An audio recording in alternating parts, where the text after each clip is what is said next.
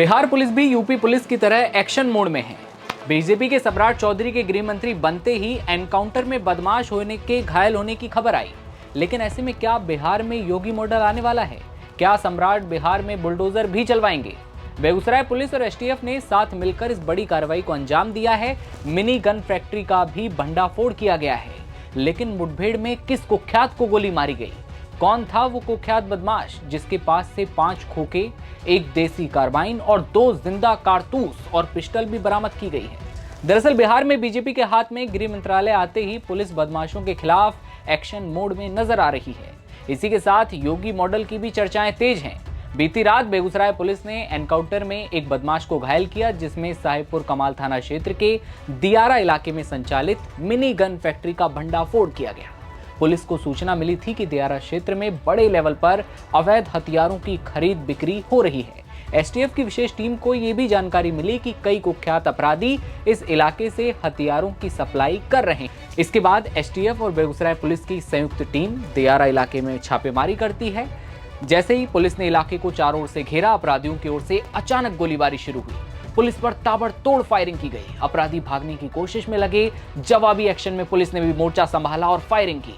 और इस मुठभेड़ में तेघड़ा थाना क्षेत्र के बनाहरा निवासी कुख्यात शिवदत्त राय गोली लगने से घायल हो गए। घायल अपराधी शिवदत्त राय को कब्जे में लेकर पुलिस ने आनन फानन में बेगूसराय सदर अस्पताल भेजा, जहां उसका इलाज चल रहा है। ये था कुख्यात अपराधी शिवदत्त। इतना ही नहीं, मौके से 2 दूसरे बदमाशों को भी गिरफ्तार कर लिया गया है। कहते हैं ना कि जब कोई गैंग होती है या फिर उसका सरगना होता है तो उनके किंग के बाद उनके नीचे के लेवल के लोग भी बुरी तरह से मारे जाते हैं। वही हुआ। पुलिस ने मिनी गन फैक्ट्री से 1 देसी कार्बाइन, 2 मैगजीन, 5 खोखे, 2 जिंदा कारतूस बरामद किए हैं। बरामद हथियारों से ये बात साफ है कि गैंग बड़े पैमाने पर हथियार बना रही थी और सप्लाई कर रही थी। पुलिस अभी भी दियारा क्षेत्र में तलाशी अभियान चला रही है ताकि हथियार सप्लाई नेटवर्क के बाकी सदस्यों तक पहुंचा जा सके। अधिकारियों का साफ कहना है कि कार्रवाई सरकार के जीरो टॉलरेंस नीति की दिशा में एक बड़ा कदम है। बता दें कि इस कुख्यात बदमाश के पीछे पुलिस पहले से लगी हुई थी।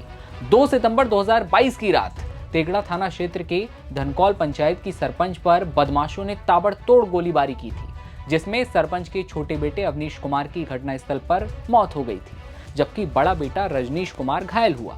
इस मामले में शिवदत्त राय और उसके गिरोह के सरगना सहित कई सारे बदमाशों पर नामजद एफआईआर दर्ज कराई गई। ये साल 2022 था। गिरफ्तारी न होने पर एसटीएफ उसके पीछे लगी हुई थी और इसी दौरान साल 2025 आता है। अचानक इनपुट मिलता है और बीती रात जब उसकी गिरफ्तारी के लिए पुलिस पहुंची तो बदमाशों ने पुलिस पर गोलीबारी कर दी। जवाब में पुलिस ने भी 3 से 4 राउंड गोलीबारी की आत्मरक्षा में और उसके बाद गिरफ्तारी हुई।